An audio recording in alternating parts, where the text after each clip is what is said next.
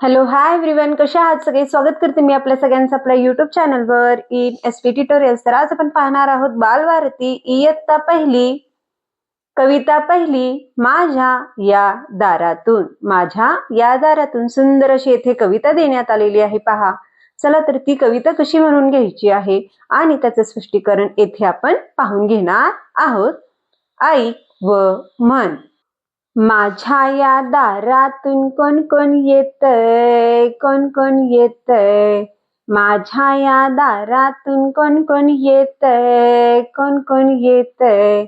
मामा येतो नी मामी येते, मामा येतो नी मामी येते. गोड गोड खाऊ देऊन जाते, देऊन जाते. काका येतो नी काकी येते, काका येतो नी काकी येते. छान छान बाहुली देऊन जाते, देऊन जाते. माझ्या या दारातून कोण कोण येतंय, कोण कोण येतंय. दादा येतो नी वहिनी येते, दादा येतो नी वहिनी येते.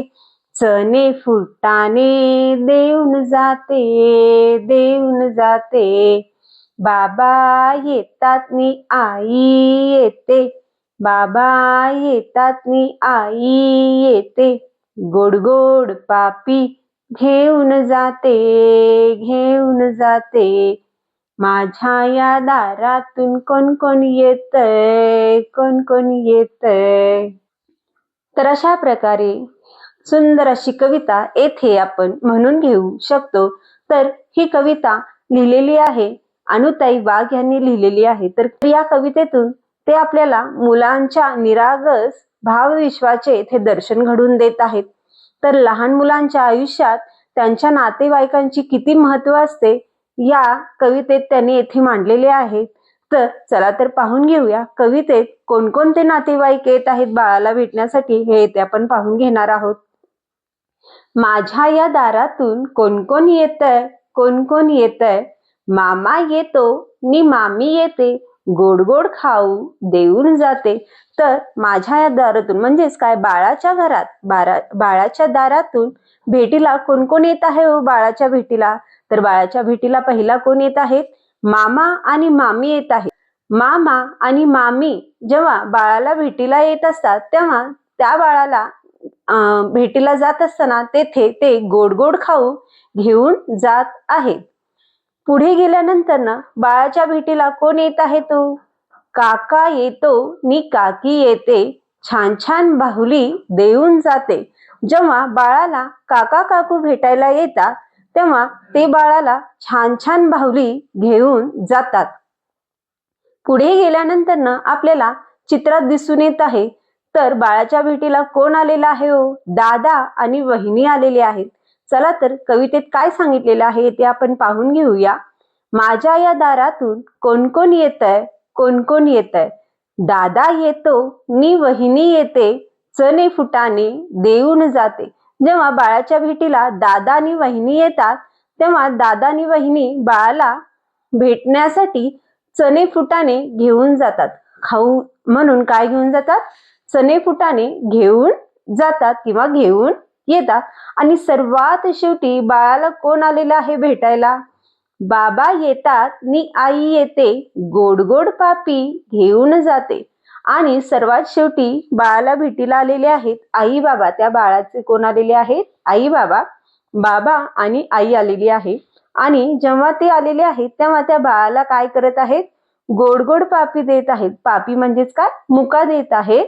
बाळाची तेथे काय घेतले जात आहे, मुका घेतली जात आहे. तर अशा प्रकारे इथे सर्व नातेवाईक आपल्या बाळाच्या भेटीला आलेले आहेत आणि काही ना काही भेटवस्तू किंवा प्रेम येथे बाळाला घेऊन आलेले आहेत.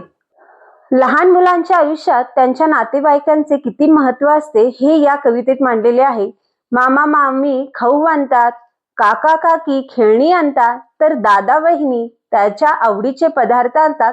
पण सर्वात महत्वाचे येथे काय दाखवण्यात आलेलं आहे, आई बाबांचे प्रेम जे एका गोड पापाच्या स्वरूपात येथे व्यक्त झालेले आहे. ही कविता फक्त यमक जुळणारी नाही, तर ती मुलांच्या मनातील नातेवाईकांच्या बद्दल प्रेम आणि आनंदाचे प्रतीक येथे दाखवण्यात आलेले आहे. तर अशा प्रकारे ही कविता आपण स्पष्ट करू शकतो. तर खाली काही प्रश्न विचारण्यात आलेले आहेत, चला तर पाहून घेऊया. सांग, या कवितेत दारातून कोण कोण येत आहे, असे इथे प्रश्न विचारण्यात आलेला आहे. तर उत्तर येईल, या कवितेत दारातून मामा मामी, काका काकी, दादा वहिनी आणि आई बाबा येत आहे. प्रश्न दुसरा येथे विचारण्यात आलेला आहे, मामा मामीने बाळासाठी काय आणलेले आहे, किंवा मामा मामीने बाळासाठी काय आणले. तर आपण येथे कवितेत पाहू शकतो, तर मामा मामीने बाळासाठी गोड गोड खाऊ आणलेले आहे. तर आन्सर काय येईल पहा, मामा मामीने बाळासाठी गोड गोड खाऊ आणला आहे. प्रश्न तिसरा आहे, गोड गोड पापी कोण घेत आहे.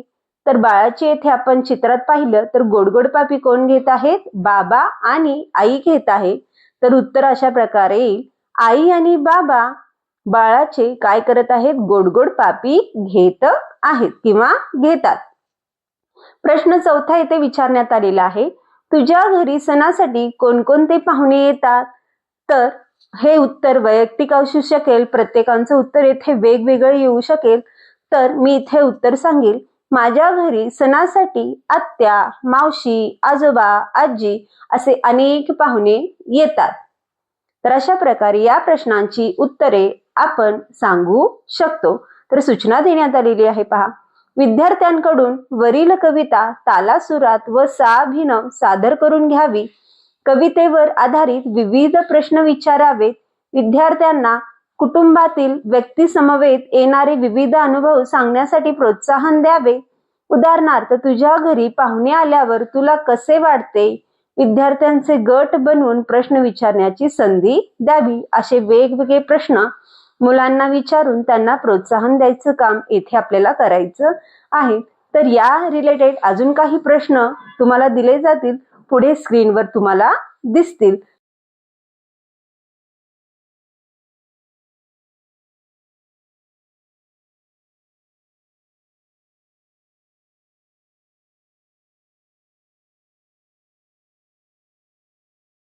तर अशा प्रकारे आपण ही कविता स्पष्ट करू शकतो. तर व्हिडिओ आवडल्यास लाईक करा, शेअर करा, सबस्क्राईब करा. पुन्हा भेटूया असेच अनेक व्हिडिओ घेऊन. Bye bye.